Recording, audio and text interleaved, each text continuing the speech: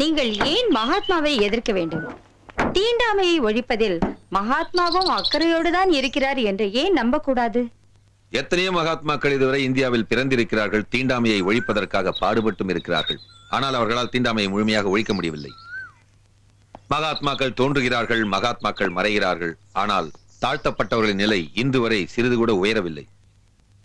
அம்பேத்கர் அம்பேத்கர் அம்பேத்கர் மகாத்மா காந்திக்கு மகாத்மா காந்திக்கு தேச துரோகி அம்பேத்கர் தேச துரோகி அம்பேத்கர் மகாத்மா காந்திக்கு மகாத்மா காந்திக்கு மகாத்மா தயவு செய்து என்னை நிம்மதியாக இருக்க விடுங்கள், எனக்கு வேலை இருக்கிறது. மகாத்மா செத்து கொண்டிருக்கிறார், இங்கே இவருக்கு நிம்மதி வேண்டுமாம். நீங்கள் பூனா போய் மகாத்மாவை பார்க்க வேண்டும். எதற்காக? பேச வேண்டியதெல்லாம் பேசிவிட்டேன். என்னை வேலை செய்ய விடுங்கள். நாளை காலை கோர்ட்டில் முக்கியமான கேஸ் ஒன்று இருக்கிறது.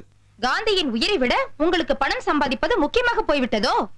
மேடம் பெரின், மிஸ்டர் தக்கர், உங்களுக்கு என் நிலைமை புரியவில்லை. உங்கள் தலைவர்களுக்கு அன்றாட உணவு பிரச்சனை இல்லாமல் இருக்கலாம். ஆனால் நான் உழைக்காவிட்டால் என் குடும்பத்தில் உள்ள அனைவரும் பட்டினி கிடப்பார்கள். தயவு செய்து போய் வாருங்கள். டாக்டர் அம்பேத்கர், உலகெங்கும் இருந்து தந்திகள் வந்து கொண்டிருக்கின்றன. காந்திஜியின் உயிரை நாம் காப்பாற்றியாக வேண்டும். மகாத்மாவின் உயிர் முக்கியம்தான். அதற்காக எங்களை நெருக்காதீர்கள். ஏன் காந்திஜியின் உயிரை என் மக்களின் நலனுக்கு எதிராக கொண்டு வருகிறீர்கள்? இதற்காக நீங்கள் என்னை தூக்கில் போட்டாலும் சரி, காந்திஜியின் உயிரை காப்பாற்றுகிறேன் என்று கூறி என்னுடைய மக்களுக்கு நான் அநீதி இழைக்க மாட்டேன். காந்திஜியிடமே போய் பேசுங்கள். உண்ணாவிரதத்தை ஒரு வாரம் தள்ளி போட சொல்லி பிறகு பிரச்சனைக்கு ஒரு தீர்வு காணுங்கள்.